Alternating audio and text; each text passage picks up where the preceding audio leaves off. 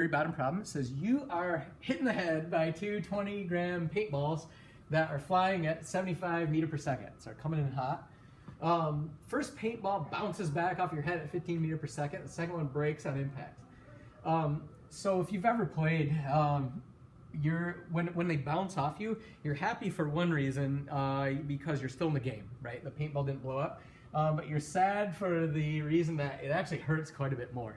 And I can tell you from experience on these cold Michigan mornings, the paintballs wouldn't break like early in the morning because they were kind of cold, and it hurt when you got hit. So we're going to take a look at why this is, okay? And so, well, let's see what we got here.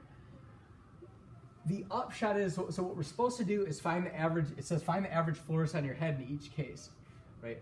Well, you notice in the first case, the paintball comes in with a certain velocity, and then it bounces and goes back. So what's going to happen here is your change in momentum of the ball, right, is going to be the mass times the change in velocity of the ball. Right? So your change in momentum on the ball is going to be, what was the mass of this thing? It was 20 gram. So we're 0.02. And then now here's where you got to be a little careful. Your change in velocity for the ball, right, it was going 75 this way, and now it's going 15 back this way. So if you want your change is like minus 90, right? I'm making, I guess, this the positive direction. So your change in velocity is actually minus 90. And so what this then is going to be is this is going to give us the change in momentum of the ball, which is going to be what, minus 0.18? No, minus 1.8. Yeah, minus 1.8 kilogram meter per second. So that's your change in momentum of the ball. Now what we're supposed to do is get the force, okay? Well, force is the rate of change of momentum. And so if you say, well, then what force is delta P over delta T. And so we were given that the time of impact is 100th of a second.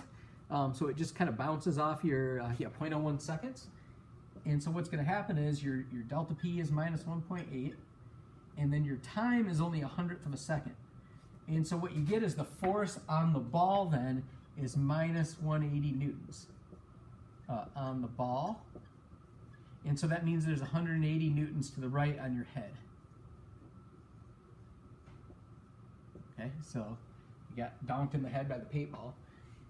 Well, in this case where the paintball actually breaks on your head, you notice the difference here is that the change in velocity is smaller, and so that's gonna knock this down. Okay, so we can just kind of repeat it here. So delta P is going to be m delta v, right? But now your delta v is you just lost 75 meters per second of velocity. So this would be 0.02 times minus 75. So that's going to be minus 1.5. Whoops, meter per second. I guess I can write it like that. So that just changes to 1.5, and then we still are going to assume the same impact time. Okay, so then our force is delta P over delta T. It's going to be minus 1.5 over 100th, and so that's going to be minus 150 newtons. And so that means you get 150 newtons to the right on your head. Right? Well, it hurts. So it hurts more when the thing bounces off. To get another feel for why this is greater, the momentum of the ball changed because of a force applied by your head, right? So the ball came in. Well, we had to steal away all the momentum of that ball by pushing this way. So we stole the momentum. But then we had to give more back by continuing then to push the thing back. Where here all we had to do was absorb it. All we had to do is push to the right enough to bring the ball to a stop, as opposed to bringing the ball to a stop and then re-accelerating it. So that's why it hurts more when the paintball bounces off your head as opposed to breaking.